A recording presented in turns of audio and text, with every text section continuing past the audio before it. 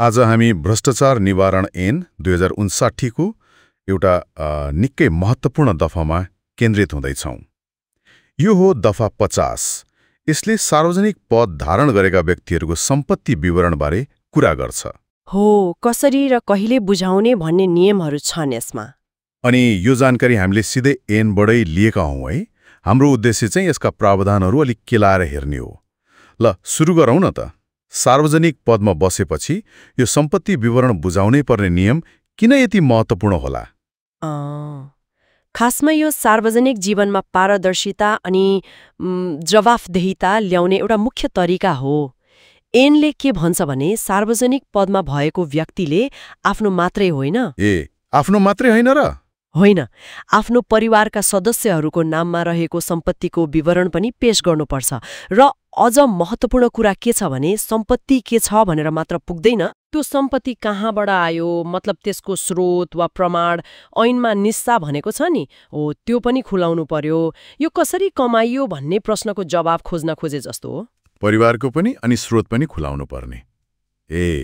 यसले त साँच्चै अस्वाभाविक तरिकाले सम्पत्ति कमाउनेलाई अलि गाह्रो पार्ला है त।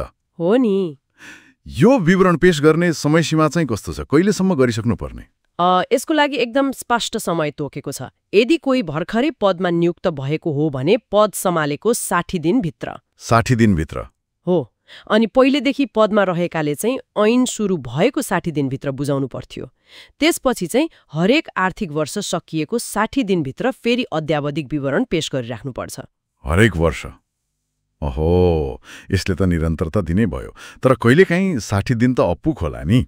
वा कोही मान्छे विशेष परिस्थितिमा पनि पर्न सक्छ, जस्तै बिरामी पर्यो वा कतै विदेश गयो भने नि।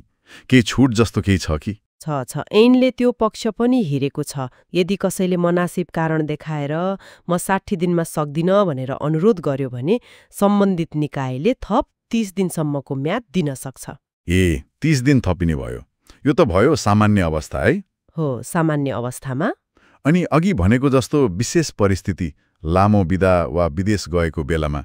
त्यसको लागि पनि छुट्टै व्यवस्था छ। जस्तै कोही असाधारण बिदा, अध्ययन बिदामा छ, वा अस्पताल भर्ना भएको छ, अशक्त छ, अथवा सरकारी कामले तालिमले विदेश गएको छ भने त्यस्तो अवस्था सकिएर अफिसमा हाजिर भएको 30 दिनभित्र सम्पत्ति विवरण बुझायो हुन्छ। यसले व्यावहारिक कठिनाइलाई हेरेको देखिन्छ। ल, यो त भयो नियम र प्रक्रियाको कुरा। अब अलिकति गम्भीर कुरा गरौँ। यदि कसैले यो नियम मानेन भने, समयमा विवरण बुझाएन वा बुझाउँदै बुझाएन भने चाहिँ के हुन्छ? यहाँनिर अहिले चखलाग्दो कुरा छ जस्तो लाग्यो मलाई। तपाईले ठीक भन्नुभयो। परिणामको व्यवस्था नै महत्त्वपूर्ण हो। पहिलो त ऐनले सिधै 10,000 रुपियाँ जरिवाना लाग्छ भनेको छ। 10,000 जरिवाना? हो, तर कुरो त्यति मात्रै होइन। 10,000 जरिवानाले मात्र त के होला र, होइन? अझ के छ कि? त्योभन्दा अझ गम्भीर कुरा छ।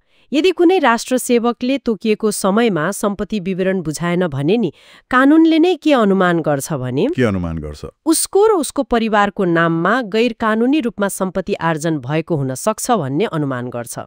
अनि यही अनुमानको आधारमा सम्बन्धित निकायले थप अनुसन्धान अगाडि बढाउन सक्छ।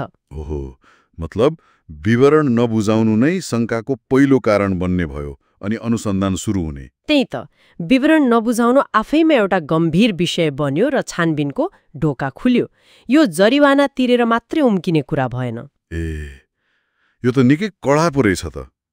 यसले त नियम मान्नै पर्ने बनायो।